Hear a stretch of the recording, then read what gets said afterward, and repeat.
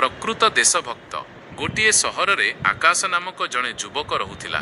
ସେ ସବୁବେଳେ ଦେଶ ପାଇଁ କିଛି ବଡ଼ କାମ କରିବାକୁ ଚାହୁଁଥିଲା।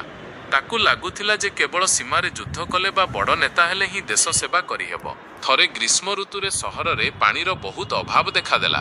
ଦିନେ ଆକାଶ ରାସ୍ତାରେ ଯାଉଥିବା ସମୟରେ ଦେଖିଲା ଯେ ଗୋଟିଏ ସରକାରୀ ନଳକୂପରୁ ପାଣି ବୋହି ନଷ୍ଟ ହେଉଛି। ସେଠାରେ ଅନେକ ଲୋକ ଠିଆ ହୋଇଥିଲେ, କିନ୍ତୁ ସମସ୍ତେ ପ୍ରଶାସନକୁ ଗାଳି ଦେଇ ଚାଲି ଯାଉଥିଲେ। କେହି ସେହି ପାଣି ବନ୍ଦ କରିବାକୁ ଚେଷ୍ଟା କରୁନଥିଲେ। ଆକାଶ ପ୍ରଥମେ ଭାବିଲା, ଏଇଟା କ'ଣ ମୋର କାମ? ଏଇଟା ତ ସରକାରଙ୍କ ଦାୟିତ୍ୱ। କିନ୍ତୁ ପର ମୁହୂର୍ତ୍ତରେ ତାକୁ ମନେ ପଡ଼ିଲା ଯେ ଦେଶର ସମ୍ପତ୍ତିର ସୁରକ୍ଷା କରିବା ଜଣେ ନାଗରିକର ପ୍ରାଥମିକ କର୍ତ୍ତବ୍ୟ। ସେ ସାଙ୍ଗେ ସାଙ୍ଗେ ପାଖ ଦୋକାନରୁ ଏକ ପାନା ରେଞ୍ଚ ମାଗି ଆଣିଲା ଏବଂ ନିଜେ ଚେଷ୍ଟା କରି ସେହି ଖରାପକୁ ଠିକ୍ କରିଦେଲା। ପାଣି ବୋହିବା ବନ୍ଦ ହୋଇଗଲା।